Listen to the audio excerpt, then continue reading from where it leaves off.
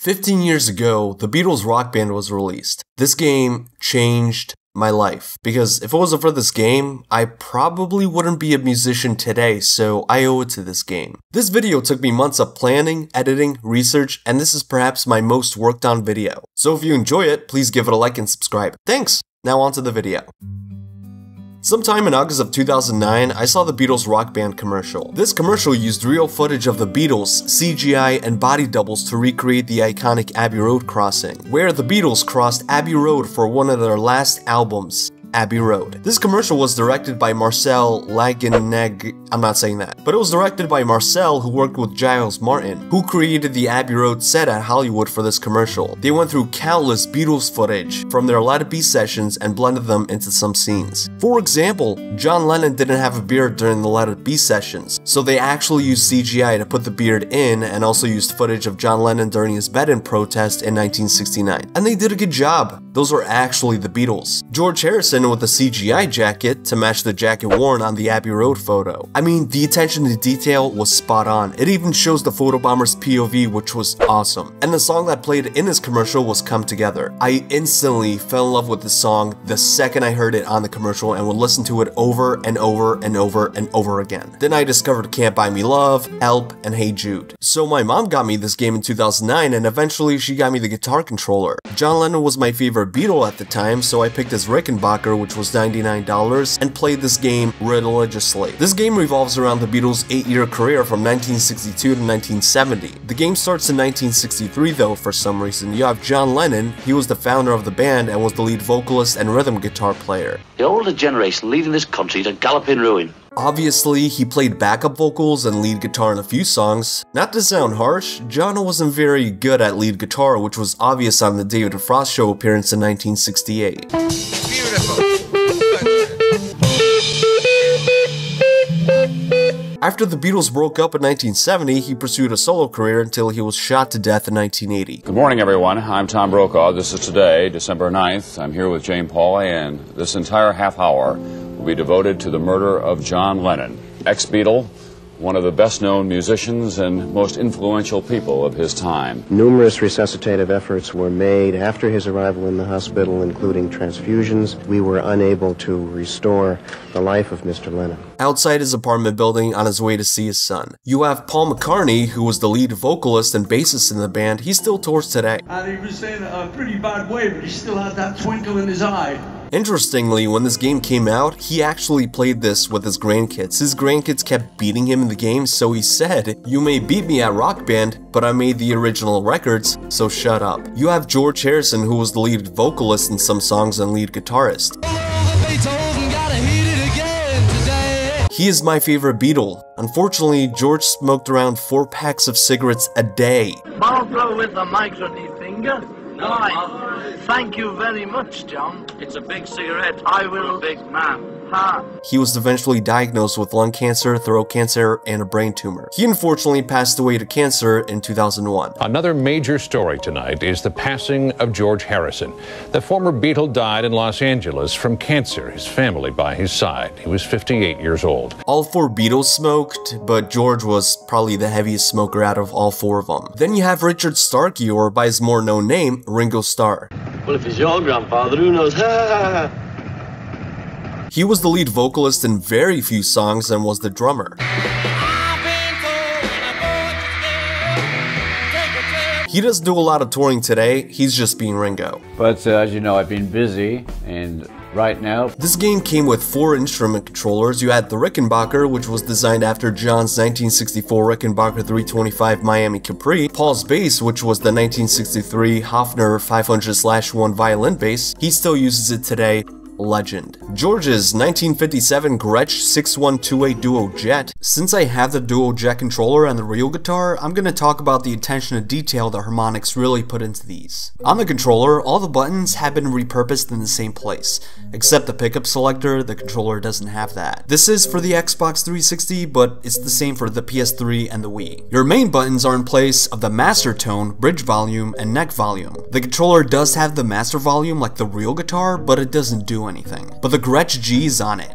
just like George's guitar. The pickguard placement is excellent and showcases the logo just like the real guitar. And my favorite part is the Bigsby BC vibrato tailpiece, officially licensed by Gretsch and Bigsby, just like the real guitar. The attention to detail on these is outstanding. The controller even has the same fret buttons, except they're white. On the real guitar, they're pearl inlaid. The real guitar has George Harrison's signature on the truss rod cover. Obviously, Gretsch released these in 2011, 2 years after the Beatles Rock Band was released. But it would have been cool if Harmonix did add the signatures. The box has signatures, which you could tell Harmonix was going for something realistic to the original. The original guitar is currently owned by his family. And Ringo's 1964 Ludwig Black Oyster Pearl drums. This game was based on a 4-player layout. You could sing, play guitar, bass, or drums. This game came with modes such as Quick Play, which is just an online cooperative match where up to 4 players could play a song. Each player gets a turn to pick a song or create a set list. Tug of War, which is a competitive game mode where 2 players compete to get the highest score on a section of a song. Score Duel is another competitive game mode where 2 players play the entire song competing to get the highest score. This game wasn't bad, but it originally came with 45 songs. Meanwhile, the Beatles had a catalog of 213 songs from 1962 to 1970. I understand it costs Harmonix thousands of dollars to use a Beatles song, but come on,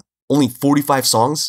Really? And the song selection was pretty terrible. I'm not saying the songs were bad, it's just the selection was terrible. They didn't even put Help in this game, a very iconic Beatles song, or She Loves You. Oh, that's cute, they put Yellow Submarine in the game, along with Here Comes the Sun.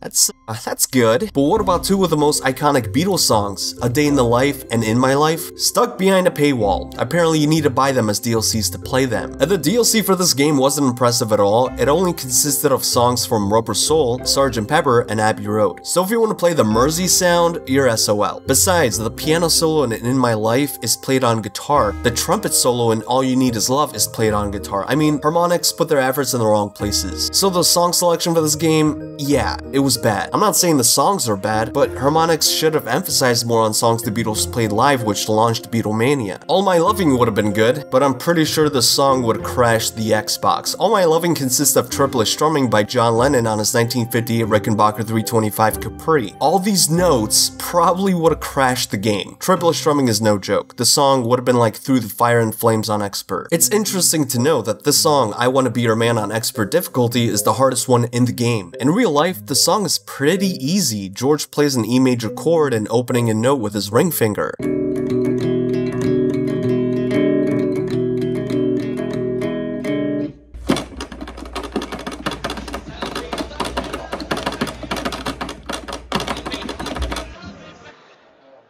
Fuck this game. You see, the Beatles were known for their difficult chord progressions, but this one was real easy. Other songs I get, like Long Tall Sally, your average singer cannot sing that song. It's just not possible. Paul McCartney was one of a kind singer. And I don't think Harmonix envisioned their players to be able to sing Long Tall Sally. Same for this boy, actually.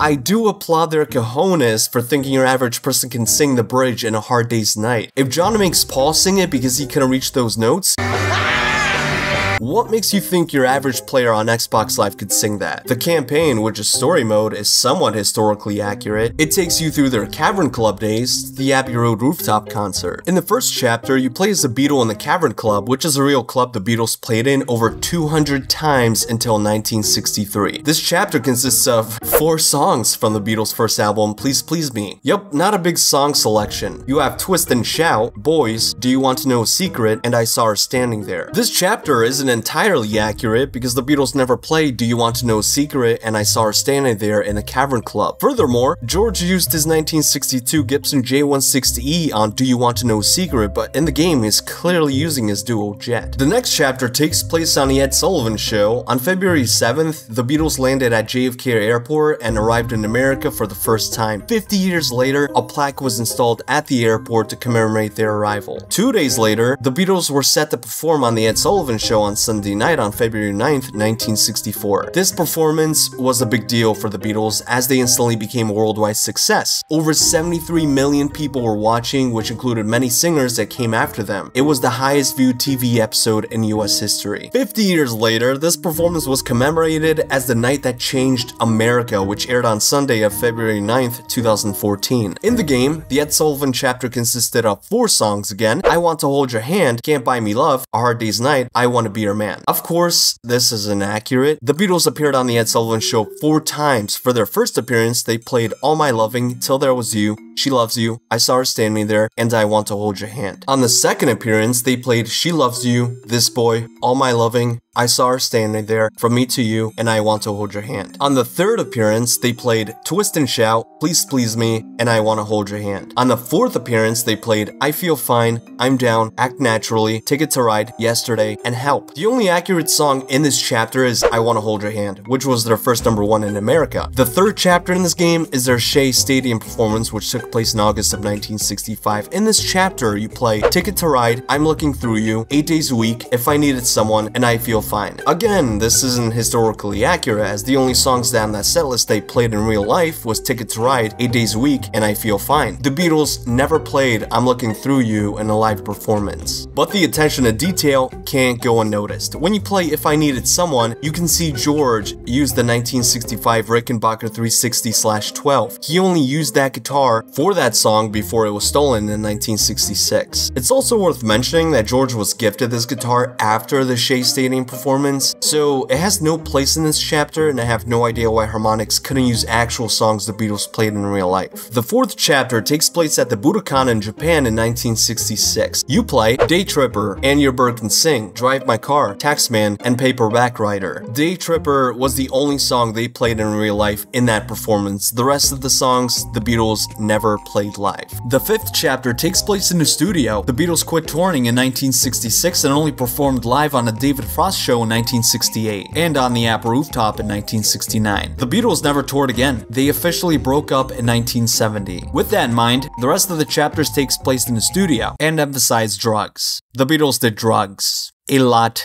of drugs. The sixth chapter is basically the Beatles playing in the studio from 1966 to 1967. The songs you play are Yellow Submarine, Sgt. Pepper's Lonely Hearts Club Band, With a Little Help from My Friends, Lucy in the Sky with Diamonds, Getting Better, Within You Without You, Tomorrow Never Knows, and Good Morning, Good Morning. Good Morning, Good Morning is one of those Beatles songs that are the worst. Not a lot of people liked it, and I have no idea why Harmonix put this song in the game when you had so many great songs from that time they could have used, such as Eleanor Rigby, I'm Only Sleeping, etc. The seventh chapter is basically the same thing. A studio session from 1967 to 1968. The songs you play are I Am the Walrus, Hello Goodbye, Hey Bulldog, Back in the USSR, Dear Prudence, and While My Guitar Gently Weeps. While My Guitar Gently Weeps was written by George Harrison, which by that time proved to everyone that he had a lot of potential as a songwriter. In the game, George plays the solo, but in real life, it was Eric Clapton that played the solo. George had a hard time coming up with the solo, so Eric came into the studio and famously played the solo in the song. I wish the game incorporated that, like a little history lesson. It's not like Eric Clapton would care. The eighth chapter is again a studio session from 1968 to 1969 with the songs Helter Skelter, Revolution, Birthday, Octopus's Garden, Something, Come Together, and Here Comes the Sun. Of course, I'm gonna mention this, Something and Here Comes the Sun were written by George Harrison, which at that point in time pretty much proved that George was an excellent songwriter. The song selection was, of course, kinda dumb. They did include Ringo's song, Octopus's Garden, but the other songs that he sang besides Boys and I Wanna Be Your Man were not in the game. I feel like Act Naturally would have been a perfect addition to their Shea Stadium chapter, so I don't know why Harmonix cut corners once again. And of course, the ninth chapter, which is the final chapter, was their infamous rooftop performance in January of 1969. The songs are Dig a Pony, I've Got a Feeling, Don't Let Me Down, I Me Mine, I Want You, and Get Back. And it's not even historically accurate. The Beatles never played I Me Mine and I Want You on the rooftop. There was plenty of room to add a chapter of these songs in the studio, but Harmonix just grabbed them and mashed it all into one chapter, which only made the historic performance inaccurate. Besides all that, this game is pretty solid. When this game was initially released, Paul and Ringo were invited to Microsoft E3 for its opening. Unfortunately, John and George George did not live long enough to see the game's release, but their wives came on, Yoko Ono and Olivia Harrison. The game was popular for a while, selling over 1.7 million copies in the first month worldwide. However, the game died pretty quickly. The game was released 2 months before Modern Warfare 2. Modern Warfare 2 was the best-selling game of the year, selling over 4.7 million copies in the first 24 hours of the game's release. By Christmas, so many people were busy playing Modern Warfare 2. Although the Beatles Rock Band had a loyal player base, it just wasn't enough to sustain the game. In October 9th of 2010, I returned from New York City to play this game. My mom took me to Strawberry Fields to commemorate John Lennon. 2010 was John Lennon's 70th birthday. It was a big deal. Celebrities would all upload videos wishing John a happy 70th birthday. Google even made a custom doodle on that day. So, like, I was under the impression that this game would be heavily populated on this day to commemorate the legendary singer. Nope, the game was dead. Finding an online game was nearly impossible. People barely played it. And the only feasible way to enjoy this game was solo. The game simply didn't sell well enough to have many players on it. I enjoyed this game with some friends. I've met some really cool people on this game. All of us shared a common interest, love for the Beatles. And if it wasn't for this game, I would not be the same person I am today. I've been such a huge Beatles fan for the majority of the time I've been alive. The Beatles are regarded as the greatest and most influential band of all time, and boy, does it show. My grandfather is a huge Beatles fan. He even has a tattoo of them. And I've always asked myself, why do people say the Beatles are the best band in history? I always thought they were a boy band from the 40s and that their music sounded like static, like thinking all the members of the band were dead and old news. Clearly, that's not the case. They were a boy band from 1962 to 1966. But by 1968, they were rock stars. Their music was completely different. From Me to You sounds like it was written by completely different people compared to She Came In Through the Bathroom Window.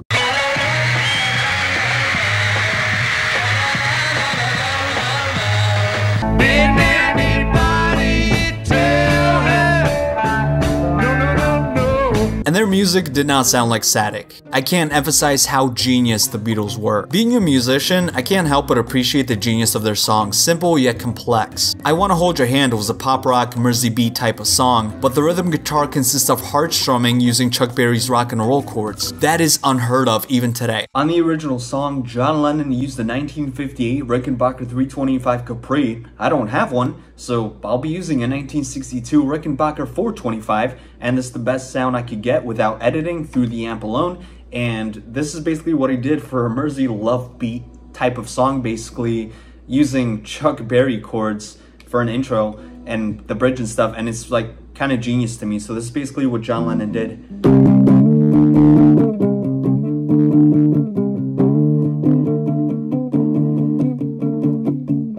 John Lennon was a genius.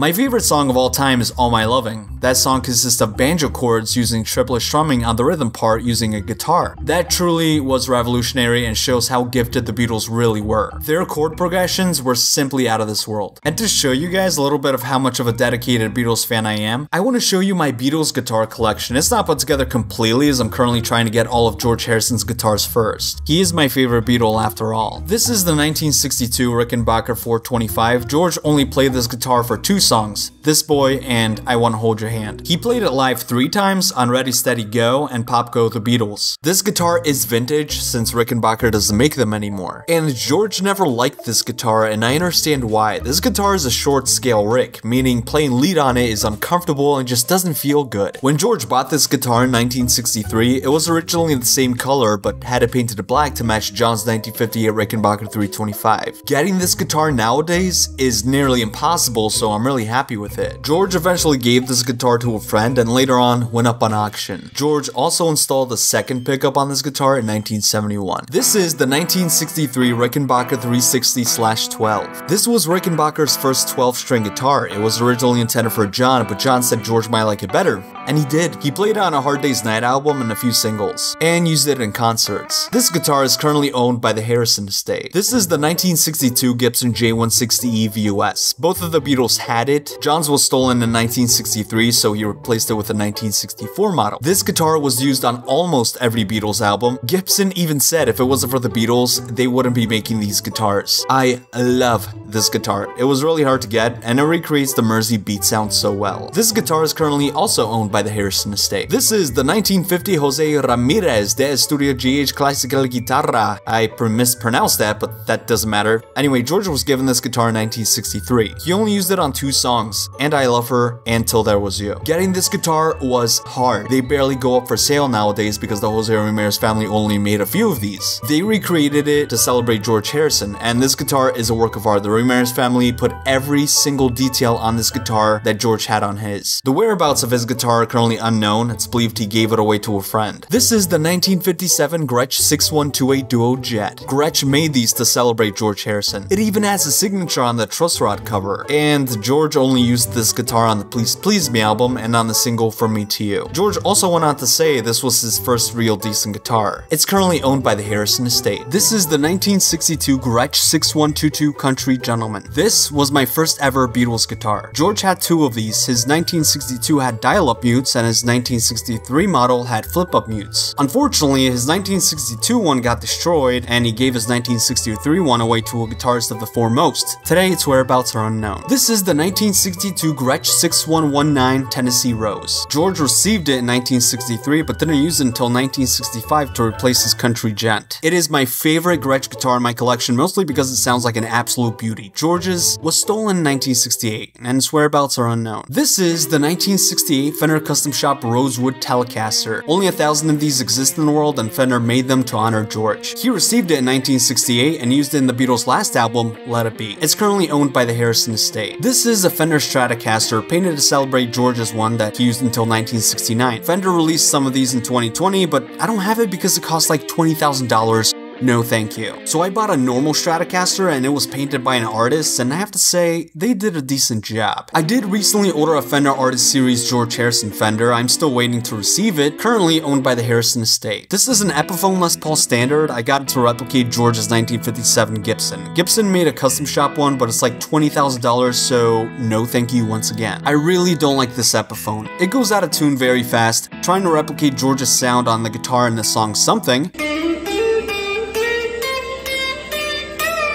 Yeah, terrible guitar. This is the 1965 Epiphone SG Standard. This isn't necessarily a Beatles guitar since George used the 1964 Gibson SG Standard, but this one was a whole lot cheaper and looks like the 1964 Gibson. The 1964 Gibson SG Standard is, well, I'm not Bill Gates, and this one does the job and can almost replicate the Gibson. This is an Epiphone EJ160E. Epiphone made these as a cheaper version of the Gibson J160E. I currently own a Gibson J160E, so I never use this one anymore. But if you're in the market for a guitar that can replicate their Please Please Me sound, I highly recommend the Epiphone version. It sounds just as good. And of course, the 1964 Epiphone FT79 Texan. Paul McCartney famously used it on the song Yesterday. He still uses it to this day. The man is a legend. The rest of my guitars are normal guitars that I don't even use anymore. They have no Beatles history, so they just sit in their cases. I do have 2 harmonicas, a cheap one that is in the tune of Chromatic G. It sounds awful. And a John Lennon one, which is a diatonic C. It sounds beautiful and still use it to this day. So, as you can see, the Beatles changed my life. I don't know where I would be if it wasn't for this game. This game taught me that the Beatles weren't just an overrated band from the 1940s. They were the pioneers of modern music. Lennon and McCartney is the greatest songwriting duo in history.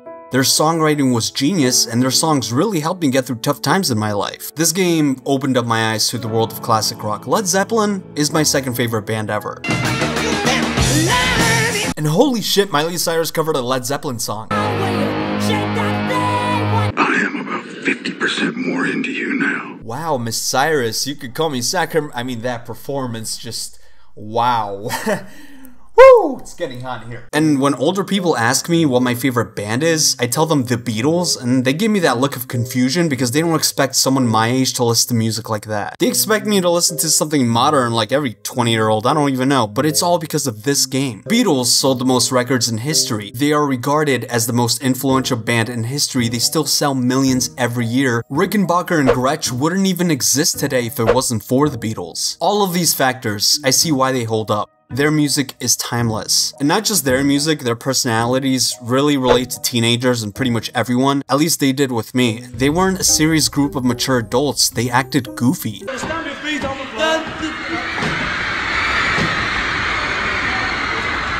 I now declare this bridge open. Tell me, how did you find America? So I left to Greenland. Do you often see your father? No, actually, we're just good friends. Charming. Coming home and back again. There he comes. Out the pen. Have you any hobbies?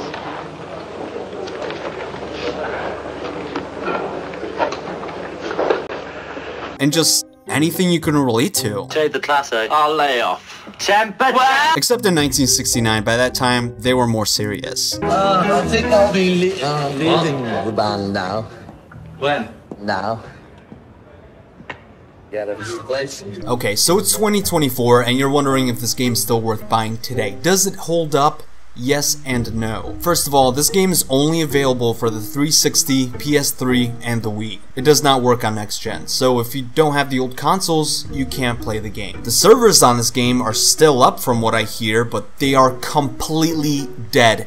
100% abandoned. I promise you, you will not find a lobby anymore. I tried it, it doesn't work. So you can pretty much only enjoy single player, or a split screen with someone right next to you. Single player is okay, it just gets lonely, especially if you remember the good old days when this game was populated. Play with pros and easily get expert gold stars. That is no longer the case today. The DLC was taken down in 2016, so you're stuck with the 45 songs the game came with. The 360 marketplace shut down anyway, so there's not much you can do anyway. The game is just a ghost town. It's hard to accept, it's hard for me to accept, but truthfully, the game is just a ghost town now. But if you are a Beatles fan and want to get some achievements, by all means, you won't be able to get all the achievements since some of them require other players, unless maybe you split screen with 4 different people. I don't know. Replaying this game was emotional and very nostalgic. It reminded me of a simpler time when I would rush home from school and play the shit out of this game with online friends and randoms. That isn't the case today. I don't think it ever will be.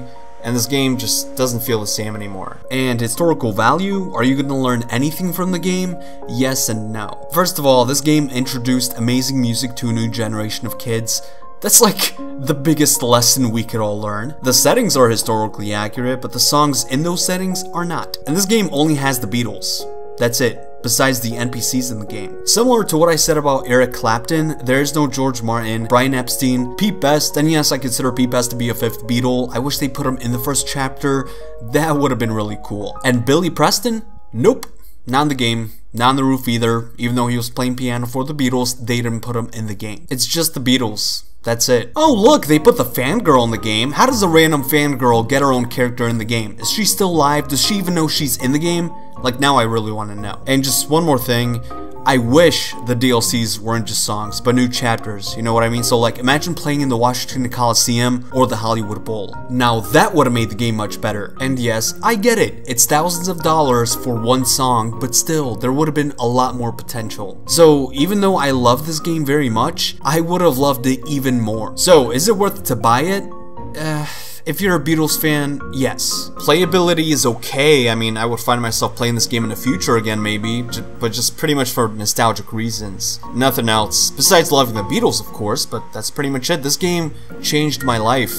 I wouldn't be who I am today if it wasn't for this game. I love this game so much. It's one of my favorite games of all time, even though I probably won't be playing it as much, but this game means the world to me. So, thank you. Oh, and it's because of this game I can make a George Harrison impression. She's a drag. A well-known drag. We turn the sound down on her to say rude things. I want to end this video with some quotes from celebrities about the Beatles. I guess to show you guys, I'm not the only one that thinks the Beatles are the greatest. So if you're still watching this video, thank you so much for watching. Special thanks to Donnie Harrison, who was George Harrison's son, for making this game possible. This game changed my life, and I would never trade it for anything. Thank you.